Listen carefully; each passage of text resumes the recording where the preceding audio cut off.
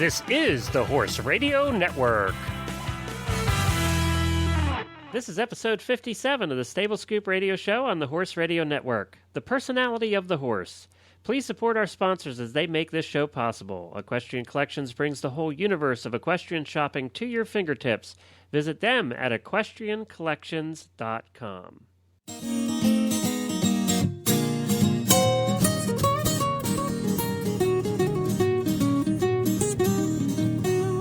Welcome to the Stable Scoop, with weekly shows delivered right to you. With Helena and Glenn the Geek, live from the stable, it's every week. They bring you the news through hail or high water, while using their tails as their own fly swatters. So sit on down and laugh till you poop, cause it's time again for Stable Scoop. Stable Scoop. Stable Scoop. Stable Scoop. This is Glenn the Geek. And this is Helena B., and you're listening to the Stable Scoop Radio Show on the Horse Radio Network. Well, hi, Helena. I assume you're all moved into the new place and doing well? Yes, I am. I moved in, and yes, I'm doing well. Can't you hear the contentment in my voice? Yeah, you know what? It doesn't sound so hollow as it did last week either, like you were in a big empty room. Yeah, well, the room hasn't changed. But there aren't workmen working on the fireplaces. I don't hear the That's I don't true. hear the tinkering of workmen on the fireplaces like we did last week. No tinkering today. So now you moved there to be closer to the ocean. You're 1 mile away from the ocean. Have you gone to see the ocean yet? Yes, we have. Okay, just checking. It's, when you go, so we try to go for walks after dinner, Peter, Grace, and I, and sort of do the family thing. And so our walks after dinner could be down to the beach. So it kind of works that way. Well, good. Yeah, we haven't been to there's a few neighboring beaches, so we haven't had a chance to explore there yet. But the town beach that's just down the street from us we've been to, which is lovely. Well, I wanted to say, too, we're not going to read her email today, but I wanted to thank, is it Ann Jeanette? I believe that's how she says it. Yeah, she sent us a nice email about companion horses and whether your horse should be alone and that kind of thing, and I saw you answered her this morning. I appreciate that, too. Yep. But we wanted to thank her for her email and for sending that in. I would encourage anybody that wants to go ahead and send in emails to us. We appreciate it. I also wanted to mention at the top of the show, Helena, that we are now doing weekly email reminders out to anybody who signs up to be on our email list. And what it basically is an email that highlights all the shows and what was on it that week. So you can get that just by going to our website at stablescoop.com, and up in the left-hand side of the site there, you'll see an email sign up. Just put your email address in there, and you'll start receiving the weekly reminders. It's a good way to see what was on all the shows in one quick shot. I love them. I didn't know you were sending it out, so when I got the first one, I was pleased as punch. Well, this has only been 2 weeks, and two weeks that I've been doing this. Yeah. I just needed to add more work to my life. No, it really is helpful because I'm such a geek. I like the little graphic images of who's up because it catches my eye, and I see, what's going on the dressage show and the eventing radio show. So I think it's really helpful. Well, good. I'm glad it's worth the work then. Yeah, it is. It's very much worth the work. And you know me, I wouldn't want to pile more on, Glenn. I really wouldn't. I know, you're always trying to tell me to do less work. Exactly. But when it's except when it benefits you, of course. No, come on. Don't consider it. I know, I'm just busting on you. We have a fun show planned for today. We have two guests that will join us very shortly here to speak about a fascinating topic. We touched on it a little bit last week, and that's the personality of the horse. Those of us that are horse people that have been around horses our whole lives know that every horse has its own personality, but they do sort of fit. We sort of categorize them, don't we, Helena? Yes. We have our own little categories in our mind. Well, there was an author that actually wrote a book and put the categories down and made them really work. And we're going to talk to her today about the different personalities of the horse. And we have another guest who's been on before. Jean Lambrecht was on our roundtable show a couple weeks ago when you were out. And she's going to join us also because she also, this is one of her areas of study. So it should be a lot of fun to have the two on, and we're really going to get into what are the personalities of horses. And you know what? I guarantee as we talk about the different personalities, you're going to go and I'm going to go, I owned that one. That was Charlie, you know? And you're just going to relate. It's so relatable a topic because everybody's had these horses. But it's going to be interesting because I think there's some surprising ones in her book as well. Yeah, I mean, I only know the ones that I've had or worked with, but I would be interesting to see how some of the personalities are labeled, personalities that I haven't had a chance to work with. Right.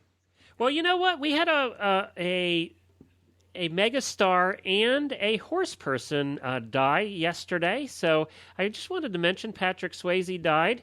And there are a lot of people that don't know that he was an avid horse person. He grew up in Texas riding horses, and they had a farm in California, and they were into Arabs. They were into Egyptian Arabs. And he and his wife, and actually he's kind of an interesting character because we all know Patrick Swayze certainly had his issues. But he met his wife when he was 18. She was 14 in Texas, and they've been together for 34 years. That's awesome. Yeah, so they've been together all this time, and they were really, maybe that's because of horses, who knows?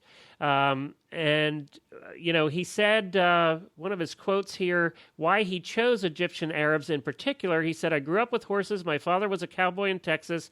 We lived in Houston. At the age of 8, I visited the Glenlock Farm. I should know how to say that, huh? The Glenlock Farm. And from then on, I was lost. I dreamed of nothing but Arabians, and when I imagined Arabians, they were Egyptians. And apparently they have a number of mares and foals on their farm. So that's so sad. So, and I guess he died of cancer, was that? Yeah, he did. He had a very deadly form of cancer. I think it was pancreatic cancer. I think he was in his 50s. I don't think he was that old either. No, 57. Yeah.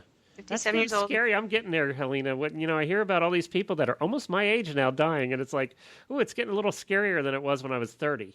You know what? You're going to be like, you're going to be the guy who's 113, and all your friends have passed away, and you're going to be sitting there with nothing to do. Yeah. I'll still be on the radio boring people to death here. Yeah, you'll have like 47 radio shows on the network.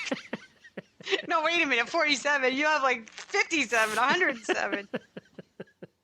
I may, after I, get really old, have to cut it back to one again. Would just be you and I in our rockers. Just rocking away, chatting about horses. And our headsets. Yep. Well, we do our condolences to the Swayze family over the loss of Patrick. And, the horse world has lost another wonderful person. Well, I think it's time that we should probably get our guests on here. I tell you, I had talked to Jean. Jean Lambrecht was with us a couple weeks ago. She, during the episode where you were out, where I had all the pretty women on with me, she is actually has in the final months of completing her PhD in counseling psychology from the University of Southern Mississippi. And she has a master's degree in clinical psychology from Midwestern State University. And she basically specializes in the behavior of the horse and rider. And so she specializes in the personality of a horse and also the personalities of riders. And one of her big things that she works with and she does clinics on and has a lot of professional riders as well as amateur riders as clients is fear. She deals with the rider's fear of the horse or fear of riding the horse, or if something happens, they fall off and they're having trouble getting back on, or for the professionals, how to take that next step. That's one of the areas that she works with them on. And she's fascinating to listen to because she's so intelligent and she understands this stuff. And it's just really cool. And then we also have Dessa Hockley, who is a lifelong horsewoman and author of the book, Is Your Horse a Rock Star? I love that title. I know. That's really my favorite thing to say. How is your horse today? Oh, rock star. She really couldn't have picked a better phrase. Well, it's true. And you know what? One of the personality traits in the book is rock star. The rock star. So that's probably the first one I'm sure we're going to end up talking about. That is, yeah, because it's such a subjective term. I mean, yeah. Well, a rock star could be that he didn't go completely up and over on the cross ties today. Right, exactly. He just went up and cracked his head, Well, so the rock star is subjective. I'm dying to talk to her and find out about exactly what it means to be a rock star horse. Well, the book speaks to the fact that to her theory, basically, that there's 8 personality traits of a horse. And we'll get into this a little bit with her, but she's talking about dominant or submissive, energetic or lazy, curious or afraid, friendly or aloof. Couldn't that pretty much describe humans that we know, too? Well, I mean, you have to use human descriptors because we're talking to humans. I'm trying to fit where I fit into that. You have to sort of anthropomorphize a little bit. Well, wait a minute. Wait, you said that there were 8 personality types. There are 8 personality traits, and then when you figure out which traits your horse has, they then fall into one of the 16 personality types. So you have to first see what traits. You sort of take a little test here in this book. On your horse, and then from that you determine which one of the personality types, and the types are things like rock star, macho man, wild card, the boss. Oh, okay, I got it. Yeah, the prize fighter, the accountant. Okay. So that all right. The goddess. I like that one. The wallflower. Right, okay. Well, I did own a wallflower once too. Flower. So it's going to be interesting to talk to the both. Let's get them both on the line here and say hello and get chatting about the personalities of the horse. Yay! Well, hi, Gene and Dessa, and welcome to the Stable Scoop Show. Hi, Glenn. Well, and welcome back, Gene. You were just on a couple weeks ago with me when we had a great time with Julie Goodnight and our friend Templeton Thompson. My gosh, that was so much fun. If anybody didn't hear that, they should go back and take a listen to it. It was a great show. It was a couple weeks ago. You can go. It was called The Round Table. And it was pretty much that. It was the 4 of us sitting around just chatting about all different kinds of stuff. Got kind of deep there for a while. You guys got way out of my league for a while, so. but that doesn't. We were pretty deep, but then pretty shallow as well. Yeah, that's right. That's what one of my personality traits. This is why we work so well together. Well, look at this. Well, this is why we work so well together. Yeah, that's it. Deep and shallow. Deep and shallow. Well, hi, Dessa. Welcome to the show. We appreciate you being here as well, and I appreciate you sending your book, Is Your Horse a Rock Star? Best title ever. Hello. Thanks, Glenn. Now, you're from Canada, right, Dessa? Right, we're up by Calgary. First Meadows, the Masters has just been on here. Oh, we're not going to talk about Calgary. It's a place I've always wanted to go. I've said that 100 times in the show, by the way. Every time we get somebody on from Canada, Glenn talks about Calgary. So we're not going to talk about. They're going to get bored with that, so we won't talk about that. What we're here to talk about today, though, is the personality of the horse. And it's just such a fascinating topic for those of us that have owned a lot of horses. And my wife and I, we've probably owned 50, 60, 70 horses by this point. We've had everyone. We talked in the intro here about the 16 personality types, and I wanted you to go through the background of how you got to this and how it all worked out. But we've all owned these horses, and it's just amazing. I did read a couple of the chapters this morning, and I'm going. First of all, it's very well written. You do a good job of keeping it light and fun. Thank you. Which is my kind of book, by the way. Exactly, mine too. But I'm not a writer. And I knew you knew this going in, that people were going to read this going, well, that was Charlie. That was Sam. That was Fred, Yeah. But then what I was surprised at is I also saw humans in here. Right. Were you planning on that? Yeah, it just has to overflow into that, and when we're doing our clinics and whatnot now, it's even going a little bit further that way. People are so open to saying, well then, and I'll throw that out there, if you were a horse, which one of these guys would you be? And then they start to say, well, and then, what do you need to be to work with your horse then? How's that partnership going to work out for you? Wow, that's incredible. Well, tell us, let's back up. What prompted you to write this book? Were you an author before? Or? No. I'm a teacher. I've taught riding and been an instructor for 30 years and was tired of the show scene a little bit and decided that I needed to quit everything. And so I went for a little tour across the prairies and was driving, and I was reading a book by Jane Smiley called A Year at the Races. And in it, she mentions, boy, we need something for, a book on, something on horse personalities. And she actually had the main idea on this of the Myers-Briggs, linking the two together. And I had done Myers-Briggs, which is what this is formatted off of. And I had always enjoyed that and thought it was so relevant.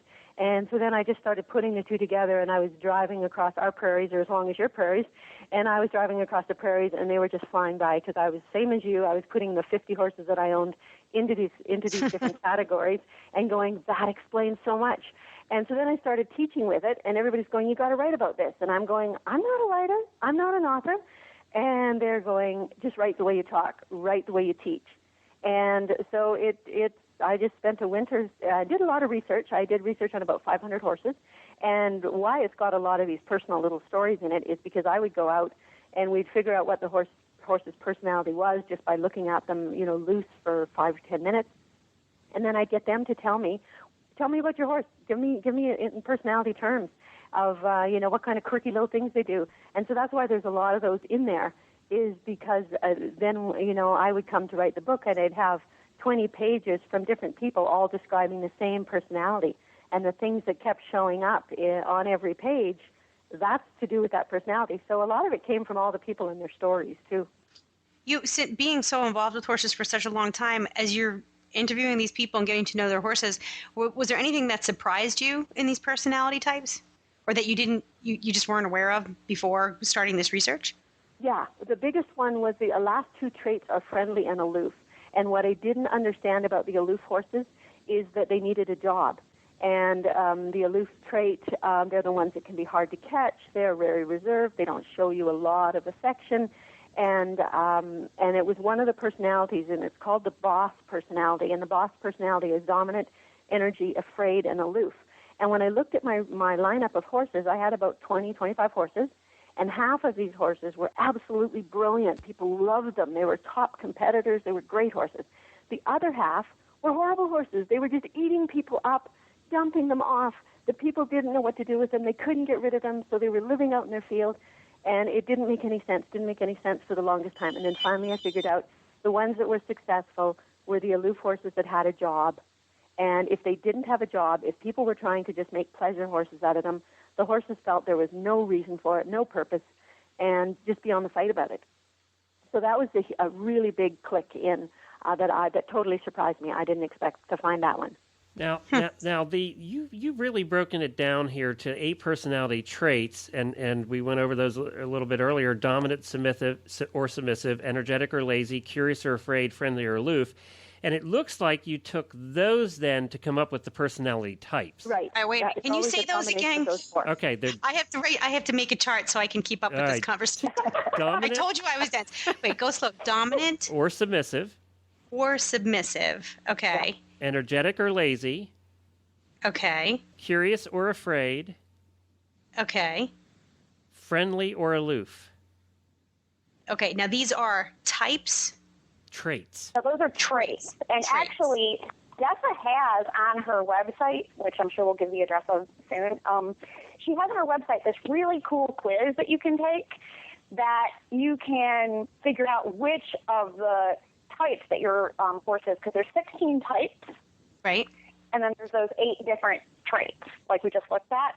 And what I love about it is because I did it sort of both ways. I sort of tried to figure it out just like by looking at those traits, what I thought my horse was, and then I took that and then I took the quiz and it told me what my different horses were, and it was really immensely helpful. I think one thing that Dessa really brought to the table with this stuff is that she did such a lovely job of articulating in a very simple way, in a very easy to understand way, how your horse functions, how your given horse functions, and then what they need from you. And so I can't say enough how much this book has made things easier for me in terms of understanding my horses and working with them and clarifying. Whereas I understood the traits before, I never had it all the way, articulated. And you have a fairly difficult personality, difficult horse in the personality traits, right? Which one was that again? That was the DEAF, which is dominant, energetic, afraid, and friendly. And the title for that type is the wild card, and that's my horse Valentine. He's probably the best known horse of my herd. And it's interesting, Helena, you should do this with your horse because it is interesting to take this little quiz. It's on horsepersonality.com is where you can take the quiz, but it is interesting to do it. And then it really will break down where your horse falls. And I actually did it with one of the horses I've owned, and it was right on. You know, it's interesting because when we were looking at the list there, dominant or submissive, energetic or lazy, I just took the last one, submissive, lazy, afraid, and aloof. And I thought, well, there's going to be an interesting combination of a horse. And then it came down, that title was called The Lone Wolf. And you know, it's just so neat how you do have this broken out. Let's talk a little bit about a couple of the personality types. Sure. Pick one. It might be good to pick one of a horse you know, and then you'd have some background on the story with it. Yeah, I was trying to do that here, and I just haven't had a whole lot of time to read the book, obviously. Yeah, I wish it would have got to you sooner. But let's start with the title, the rock star. What's a rock star? The rock star is, so start off, he's dominant, energy, curious, and friendly. So he's super engaged, super expressive, very charismatic. We had one in a clinic that we were doing up here, and we have dressage mirrors in our arena. And he just kept going over there and preening in front of the mirror and looking at himself. They have a huge ego. The girl couldn't get him to go out and interact with her at all because all he wanted, and everybody in the audience was just howling with laughter because all he wanted to do was admire himself and look at himself. And they are that. They love going in the show ring. They love going anywhere new. So very, very engaging, quite challenging as a young horse because they have so many of their own ideas. And they're not really wanting to be nitpicked at and told where to put every foot. That's the challenge. Right. One of my horses is the rock star. Pardon? What was that, Jean? I'm sorry, I said one of my horses is a rock star. Oh, really? My horse Guinness. I'm sorry, go ahead, Dessa. I'm sorry, I didn't mean to interrupt you. No, that's fine. Yeah, so that's the gist of them. They're in every sport that you can imagine and usually, you know, doing very, very well. So they have the personality of, well, we just talked about Patrick Swayze today. So They have a rock star personality. Do these, I want to talk more about the different personality types, but a question that just comes up after hearing about the rock star is, do these personality assessments apply only to the horses they relate to their human partner? I mean, we can't not anthropomorphize a little bit because those are the terms in which we function. Absolutely. But how do we marry the horse's natural tendencies within their natural socialization and ours with these personality types? Out in the herd is where we'll see a lot of this personality. And you can type a horse almost, we have about 40 horses at our place, and you can type them almost watching them in the herd of how they're going to relate. And then that same thing is then how we need to relate to them as well. And sometimes we help them become more functional in the herd too. Okay, so they do. So it translates. You could look at this herd and say, oh yeah, there's the rock star in the group. He's a rock star in his herd as well as in the ring. Right. Yep. Okay. Cool. The lone wolf that we just mentioned, they will be very on the edge usually of the herd. A little bit, you have to kind of look to find them quite often. If we have one here, and then we have one that's very similar, which is the DLAF, and he'll be off by himself somewhere, in the woods as well. So any of those strong aloof traits, they can be, quite separate. Right. Do they? Give me an example of what we might see in the rock star personality in a herd. Let's say, a 7 or 8 year old gelding in the middle of a herd. What types of things would he be doing if he's the rock star personality? Okay, I'm going to relate it to the traits then. We'll just go through his traits. So his last trait, I quite often do this, I go backwards to front, is friendly. They'll tend to be in the middle of the hubbub of social activity. And if you're a rock star person or if you're a rock star horse, you love the social activities. So they're in the dynamic, in the middle of it. They don't mind getting in a little scrap here and there. That's their dominant. They don't mind having a little fight. They're also the one that's highly curious. If something comes into their field that everybody is a bit afraid of, they will be the one that has to, go investigate that. And they kind of like a little bit of drama in their life, and they like to stir things up. So they can also be a little bit annoying in the herd, and they can be annoying with us as well, the rock star. But very fun, very engaging. This just so relates. I'm just sitting here cracking up because I'm thinking about the people I know that fit these descriptions. I think I have both. The Absolutely. people Oh, I'm go there. laughing It's because I can hilarious. see visions. I see chestnut coats and paints in my mind, and I'm imagining them where they are in their herd in the pasture. Well, you know, Yeah, if I was brave enough, the next book would be the people one. Is your spouse a rock star? well now Jean should be writing that one, shouldn't you, Jean? Yeah, well, actually, the article that I wrote for Horse Health magazine, where I talk about Jess's book, I talk about I think using those, your understanding of your horse personality to your best advantage. And what she had based her rock star her theory off of was what she said was the Myers-Briggs, and that's a human personality assessment. And it also has 8 traits, and people fall into one of the 16 traits.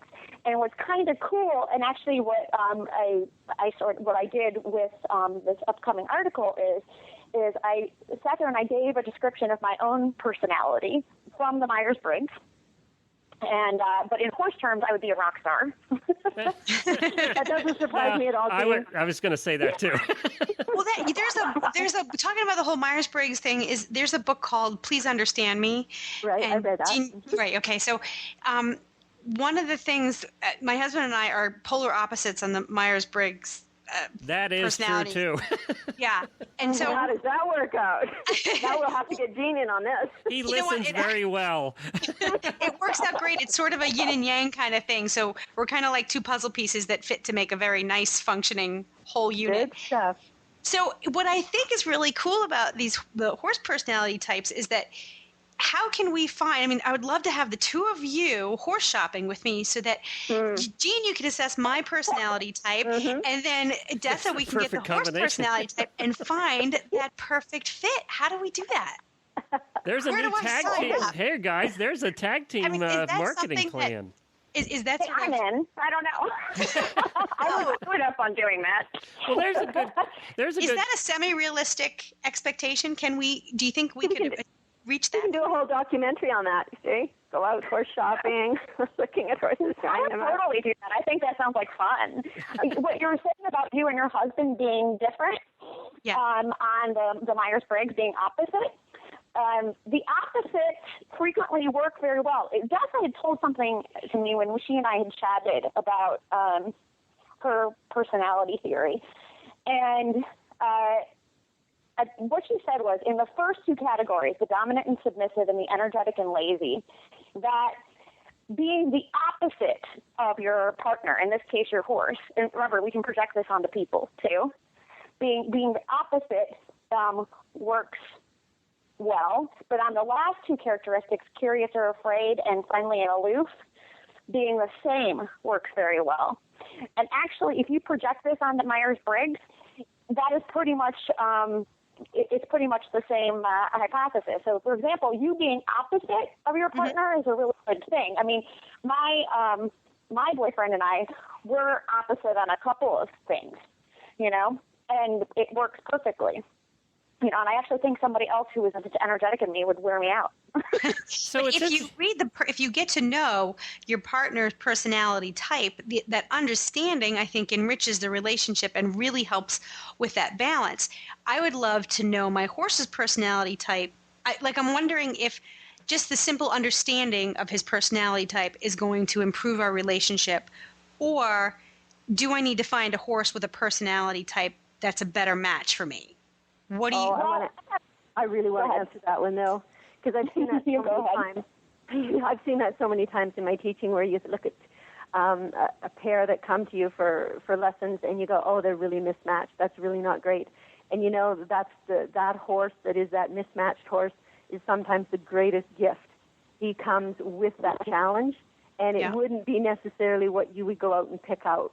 But in terms of your own learning and your own process, this horse will open doorways for you that is stuff that you need. And I believe we always attract into our life whatever we need. And it might be the horse that isn't the right horse. So it's kind of, I'm much more of, kind of deal with what you got. But also I have people that get me to go shopping with them. and we watch them in a round pen for 5 minutes, and you go, that's going to be a challenge for you. Maybe you want to try something else. Right. So some people might be up to the challenge. Are you thinking that maybe? See, I'm kind of liking what your answer in that, you might think of as the bad match is actually a fantastic learning opportunity. Exactly. It might be the patience. If you have one of those very slow, meticulous learners that want everything, okay, I'm going to give one for Jean. She's a rock star. If she were, and I have a one at our barn, a person that's kind of a rock star, and they've drawn into her life the perfectionist horse. Well, that horse wants you to show up at the same time with the same plan and do the same thing every day. Very, very hard for the rock star, right? Type of person. And yet it is also what helps bring that rock star type of person into balance is learning the value of that consistent step-by-step program. So I don't know. It's just fascinating to watch, however it all turns out. That's why ponies were invented for kids, so that they could learn to fall off over and over and over and over again, and so that it would get easier when they ride a real horse. I firmly believe that. Okay, I have like 117 questions in my head right now. I got to get them out. I'm sorry, you guys. So speaking of ponies, though, if you sort of like dog breeds, I know that with certain breeds you can expect certain personality traits. I'm thinking to a certain extent you can expect that with horses and breedings and backgrounds as well. Would you say that's true? Well, I went into it with that same assumption, and as we've been going out and doing more horses and looking at the typing, like one of the ones that totally surprised me was the fjords. You know, are you familiar with fjords? Yeah, the fjords have the black strip up through their... Yeah, the black strip, and they're heavy little chunky dudes that are kind of... They're little draft horses, yeah. And you would expect them, and people tend to refer to them sometimes a little bit as stubborn, and you expect them to be a little bit always going to be a lazy almost, you know? And I had an excellent opportunity for a driving club up here. They brought 2 fjords, 3 years old, that had never had much done with them. And they were absolute opposite personalities. And they were perfect. The steady Eddie came in, and that submissive, lazy, curious, friendly. He came in the ring and immediately went up to check out all the people and say, hi there.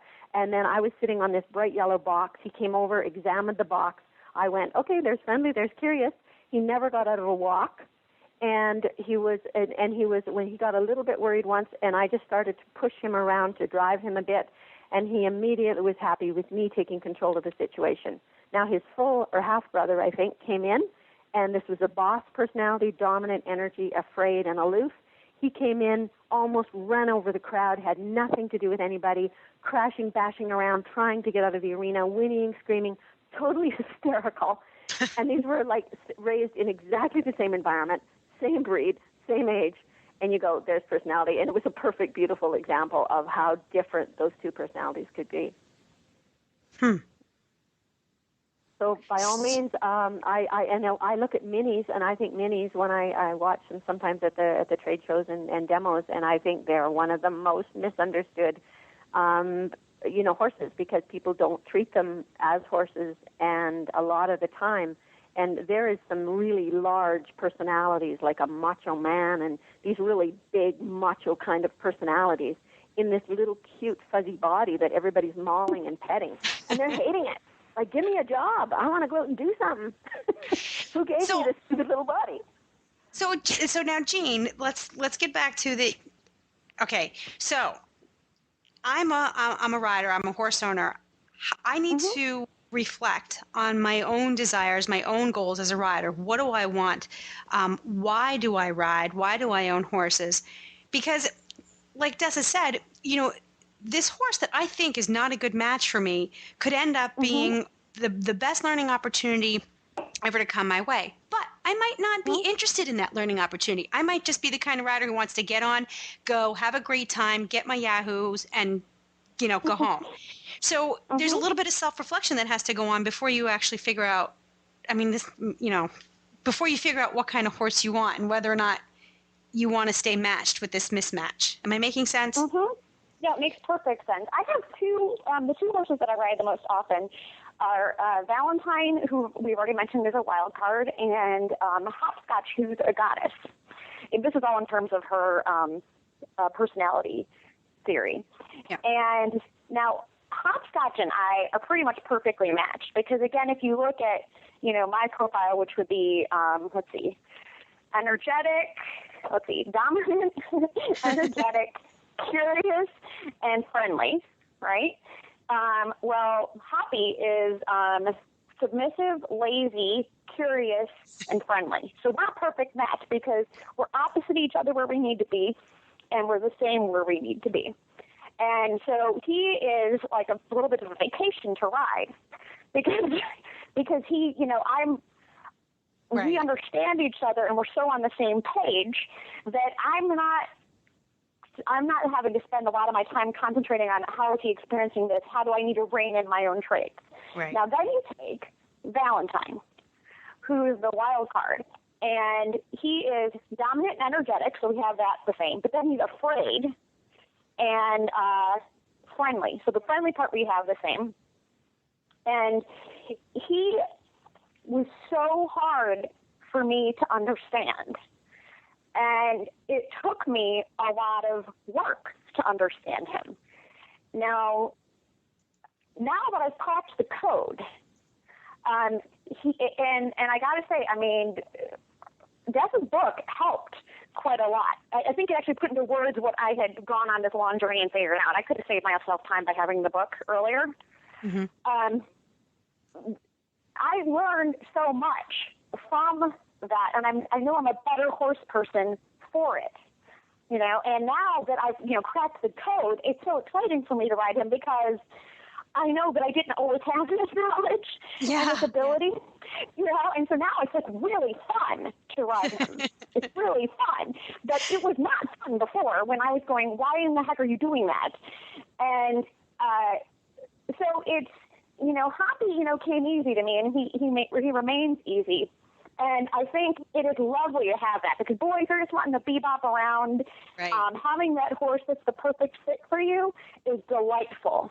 But I got to tell you, and this is not easy for me to say, but I wouldn't trade the experience that I had learning with Valentine for anything. But if you're just going, okay, I just want to go out and goof around and enjoy myself and not, have to stretch, then yeah, having a horse as a perfect fit is easiest.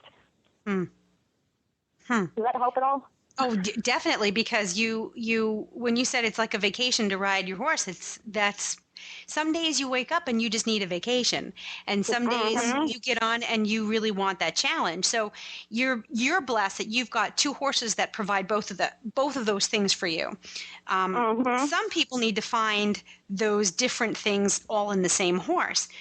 That's not that difficult to do, I'm thinking, because you can always find ways to challenge your SLAF. And is that where the wild card comes in? What she's talking about? Well, the wild card is, and actually I want Dessa to speak to this about the wild card personality, because she, when she and I first talked about my horses, she did the loveliest sort of extrapolation about the wild card beyond her book even. Well, I'll tell you what, Dessa, I'm waiting to hear it because my wife has owned this horse many times. And I think Helena will agree with that. I've ridden one or two of them. Let me say that. I just have to tell a quick story, and then you can analyze this. The first time I got on one of Jen's horses, she said, "Oh yeah, just go on and get the mare. You get on the mare. She's trained to the hilt. Just do what you want her to do, and she'll do it." And we got to a point where I asked her how to stop the horse so I could get off. I said, "Excuse me, but how do we stop so that I can dismount?" Oh yeah, that requires a certain combination. So go ahead. Sorry. So we're wanting to talk a little bit about the wild card. Yeah, about the wild card. Yeah. Now, does everyone have a wild card? Sometimes you need to start a support group. For there's certain personalities that do need a support group, and I would say the wild card is sort of one of those.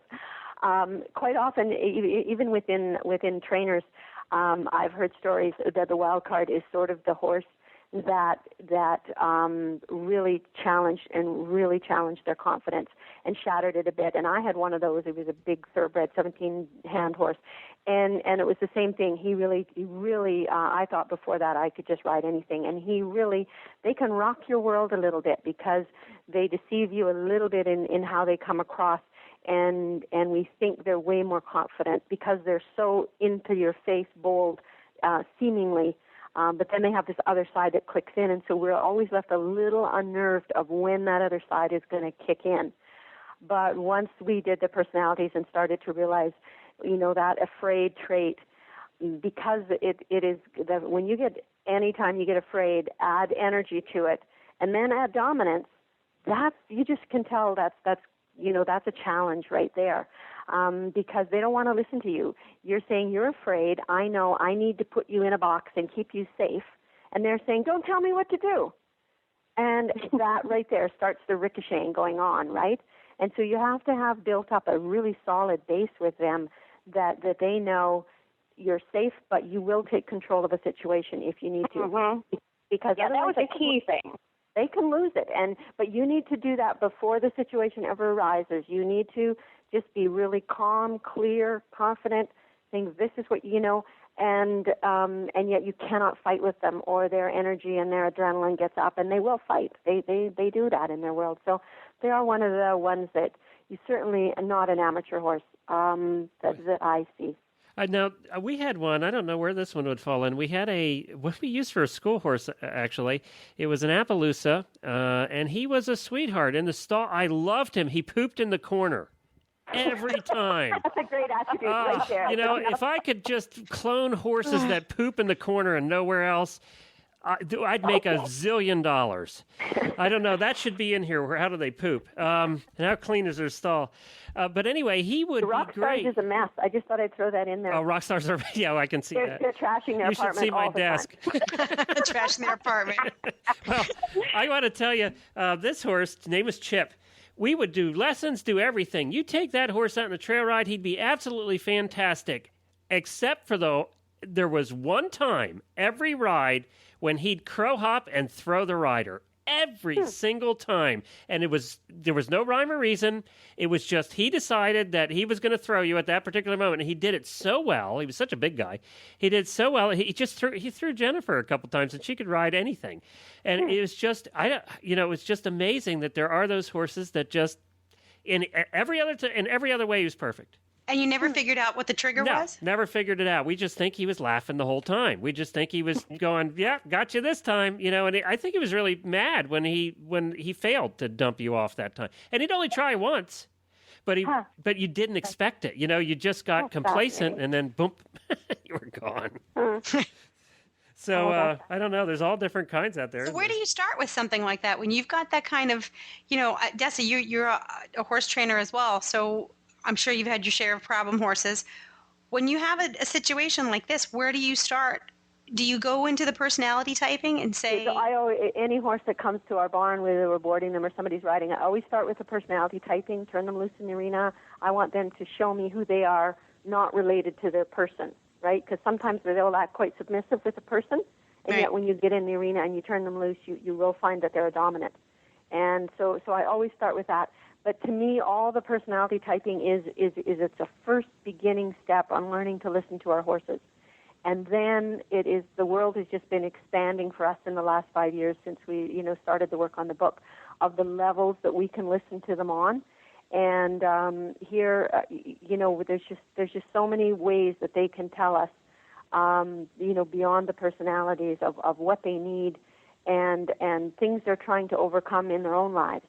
And that we're quite often there to help them in terms of their journey. Like we have our soulful journey is how I look at it. And a lot of times they have theirs as well, and they can come with some past baggage and things that they want to work through. And so sometimes it's listening to getting out on that tangent and listening on that level as well.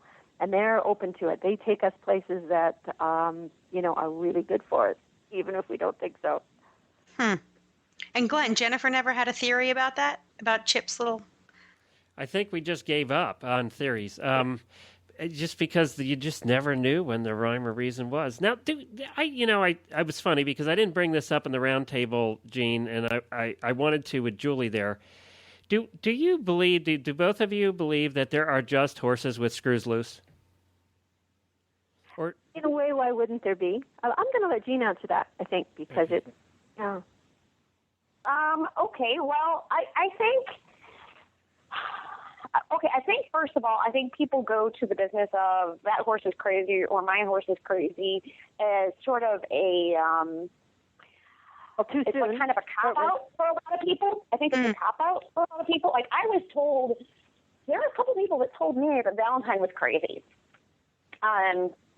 before I fully understood him. And, it was funny because even though, my specialty is, it's not as though I spent a million years in college studying horse psychology, but I knew that wasn't true. And it really bothers me, though, because it's kind of like, okay, it's too difficult for me to figure out. I'm just going to throw my hands up in the air. Right. And I felt sort of disgusted, too, because it seems very disrespectful. But that said, because it took me a while to figure it out, with Steph sort of articulating what Valentine means and putting that into words, that was really helpful for me because it wasn't ever, because I saw him behave very well with other riders, but usually really great riders. And so I knew there was a key. I just knew I didn't know what the key was. And a big part of my own key was dialing down my energy, because both of us were so energetic that we could crank each other up pretty good. Mm-hmm. But then also, he made me be the boss, because if you're going to ride him successfully, you have to let him know that he's going to be safe because you're in charge and you can make good decisions. And so that said, I have not met a crazy horse, but I would say just, the odds are when you think about the amount of people in the world and their percentages of mental illness among people, I would say that logically there would be mental illness among horses. I just haven't met one. But the label crazy is, I picked up on your term disrespectful. It seems like it's just another way of saying I don't know I don't know this horse. I don't understand. I don't know how to solve this. It's beyond my scope.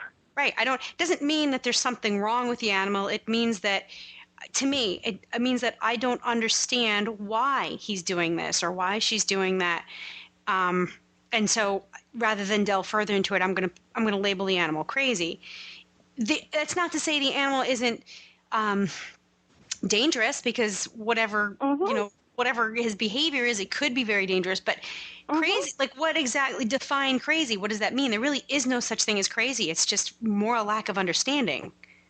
Mm-hmm. I mean, that's how I think look that, at it. I think that makes a lot of sense. And the part where that says that to me that's disrespectful is when people use that, they throw that out there so lightly because it hits the limits of their own knowledge or ability to understand. And, and people do this with other people. And it frustrates me no matter who they're talking about. Yeah, you're right. We do it with people, too. Yeah, we don't want to make that parallel with people because I think it's very accurate. It's just that we don't, a lot of times, how much of it is that we don't understand. Yeah. Did you know I always start these in-depth ones and then bail out? Totally bail out. Totally bail out. I leave Helena to continue the conversation, and she's going, he did it to me again. But that's okay, because I get to ask a lot of questions. I get to pick brains and throw stuff out there. We had one Arab, though, that I think, I agree with you guys on the crazy thing, by the way. I do think that most of the time it's that we don't understand that horse or we're just not capable of handling it. What you have to decide is, do you have enough body parts and enough health insurance to get to the point where that you will understand it? Or are you qualified to understand it? We had an Arab once that I'll never forget this in my entire life. I was standing at the kitchen window washing dishes, and I was looking out the window, and I see this Arab who we had just gotten, we thought this Arab was a bit of a psycho. I saw the Arab coming by, and I knew my wife had been training it to drive in the arena with 3-board fence. Okay, she's out in the arena with a cart, training it to drive with a 3-board fence, and I see the horse coming by with what was left of the cart running through a series of electric fences. Nice. And what it had done was it had actually taken and rammed the wooden fence enough times that it broke all the rails before it got out of that arena and started heading through all the electric fences. It was one of those surreal moments when you wonder then where your wife is, you know? Because there was not much of the cart really left. Good point. You maybe want to go there first. Yes, I did go there first, and eventually, I think we did find the Arab eventually. But, you know, it was one of those situations with that particular horse where I said, then the horse husband came out and said, okay, the horse is being sold on Monday because you don't have enough body parts to deal with this horse. So, and she's a good trainer. So it was, you know, there are times when you throw in the towel and go, okay, we're not qualified for this horse. But before you do throw in the towel, I would want to say, I want to go and have, all of my horses typed, personality typed. And then once I have the personality type, I'm not qualified to make any changes in my training program yet to match that. I want to find a professional who can help me do that. How do we, short of having you, Dessa, come down to my farm and work with me and my horse, which will happen, by the way. But how does the average person, horse owner, make the leap from understanding a little bit to implementing? That is the biggest challenge, and I run into it here all the time, and it's why my lesson schedule is kind of full. It is so often here. It's kind of our ranch is sort of called Last Chance Ranch, and when people have hit the wall with their horse, somebody at one of the feed stores or something will say try Dessa, try that as a last ditch effort, right? And if they're willing to really step back, and we figure out what the horse's personality is, and then I can say that you have to be in this for the long haul if you want to make success with that horse and build trust in that relationship. And some people are willing to do that, and some people are not. And that's when it comes back to, your question you said quite a while ago of is there some people don't want to invest that time and that are not into that process. So you have to be a real process person to want to go through that, down that road and on that journey. So that's a tricky one to. But Jean, don't you offer that kind of assistance to people? Do you offer that? Yeah, actually I do, but go on. You're going to say something? Sorry. No, I remembered reading about your, reading through your website and getting to know a little bit about you. I saw that you had offered some coaching, some of which is done via telephone. And I thought, well, that's kind of interesting. I'd like to see how that works. Do I go out, get on my horse, work on something, maybe encounter a problem or whatever, a challenge, call you. I have a relationship with you, right? I've got this. I've signed up with your services. Is that the kind of thing that could help? As you are that person, you are that process-oriented person. You figured out your horse's personality type, and now I want to implement it. I could go see Dessa. I could work with my trainer, who may or may not have the same level of understanding. But could I also, for example, call you, Jean, and work through that long distance? Oh, yeah, absolutely. I think that's one of the cool things that actually is about that's so neat about what I'm able to do is because for the kind of issues that I work with people, like fear issues and performance issues and, for almost anything that, impacts your relationship with your horse or sort of the mindset of your riding, I'm able to work with people from all over the place and able to be right there because it's not like teaching riding lessons or something where I have to be there to see how you're posting or whatever. Right. I'm able to gather the information I need and work with you to develop a plan and tweak the plan as we go from wherever, someone may be. And I work with people from all over the world, and I love that I'm able to do it that way. Now, when Dessa was talking about the process orientation and all of that, it was interesting when I was listening to that because I was thinking to myself that once I had the kind of information, of course I have the information about myself because how ridiculous would I be if I was not, if I had not explored my own personality. But yeah, I had the information about myself. But once, you're connected to something as clear as Dessa's book it's actually very clear to determine your horse type by taking that quiz that she has online. She puts in there, she actually gives you very specific do's and don'ts. What you should do with your horse, what you should not do with your horse, what's appropriate to expect from this type, what's not appropriate to expect from this type. And I actually, once you have that information, the rest of it, in my mind, is pretty simple. And also what you were talking about with trainers and having somebody specifically, understand what you're working with and making those adjustments. Well, once you determine your horse's type, it's so easy just to show the trainer, okay, here's the book, here's the description, these are the comments made. Right. Although I would say that not every trainer is that savvy. Right. To be able to do it. I would, a lot of them are, but not all of them. Well, guys, we are plain running out of time. I know Helena probably has 1,000 more questions, and I think that everybody just needs to that really wants to do this, do two things. One, go to your website, and give us the website name again. It's horsepersonalities.com. Do the test, but then buy the book, and they can buy the book anywhere, right? Amazon or on your website? On the website or Amazon, yep. Okay, so buy the book, and it's just, I've been sitting here actually reading it while you guys were talking, and one of the other things I like is, I don't know who did the illustrations, but there's an illustration of each of the horse types at the beginning of each chapter, and they're pretty good. They are really good. Yeah. I love the boss there with the machine gun and the hat, and I love the boss. But so take a look and read the book, and you can also learn more about Jean at jeanlambrecht.com. That's JeanLambrecht.com, and we're going to put links to all of your websites on our show notes as well at stablescoop.com. But I just think it's fascinating, and I hope we've got enough people curious about their horse's personality that they at least go take the quiz on your website. Oh, that would be great. I think it'd make a great Christmas gift too. Sorry. I have like 12 people in my head I want to buy this book for Christmas. It is. It would make a great Christmas gift. And it's not very expensive. 15. It's $15. Oh, fabulous. Yeah. $15. Fabulous. The other place they could go to is, we have a video on YouTube that they just have to put in horse personalities, and it's just a small, Jean was the one who inspired me to do this. It's a 6-minute little clip that helps you see what those personality traits look like with loose horses.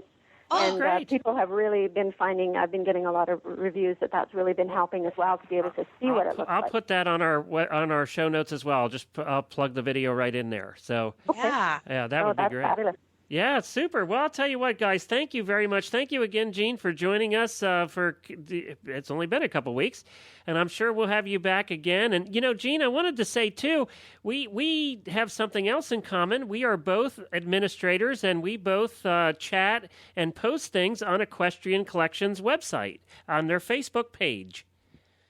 We sure do. I think that's half how we know what's happening with each other. Yes, exactly. And I wanted to say Equestrian Collections is a sponsor of our show, and we should mention them. They have one of the most active fan pages on Facebook of any horse company in the horse world.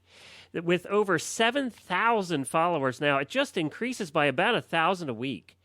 And it is a very active place. We get more comments on our shows. We post all of our shows there, and there's more commenting and talking about our shows there than any other place.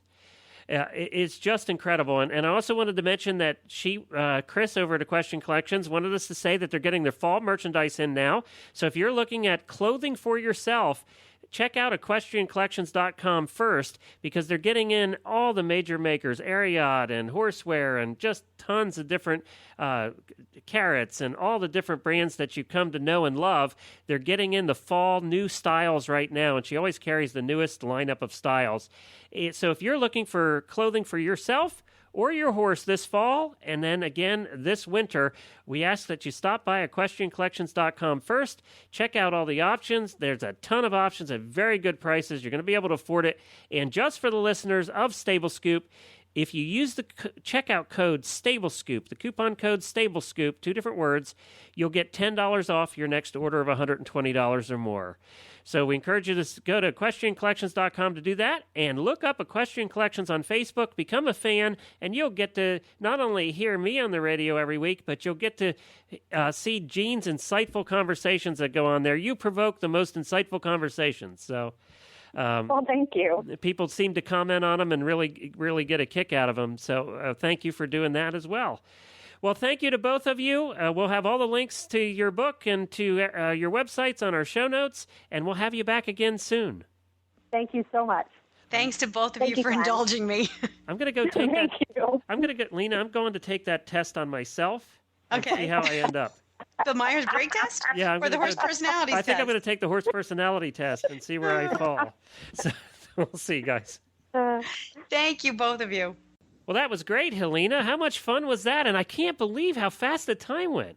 Oh, I know. It was like, on the weekend, Jen and I had a conversation. It was almost 2 hours long, and it was pretty much all of that, what we just talked about. So I got a whole other hour of analyzing horses. And it was really good to really have the person who wrote the book on the horse personalities together with the psychologist. Mm-hmm. That is a perfect, because there's so much crossover there. And it would be interesting to take that human test. What was it called again? The Myers-Briggs personality. The Myers-Briggs test, and then do your horse's test, and then compare the two. Yeah. And see where you do match and where you don't match, like Gene was talking about. Very, very fascinating stuff. Yeah. And next week, we're going to change it up totally, Helena. That's one nice thing about Stable Scoop is we don't have time to get bored about a topic. Nope. Every week, it's something completely different. I think that's why people like the show, too.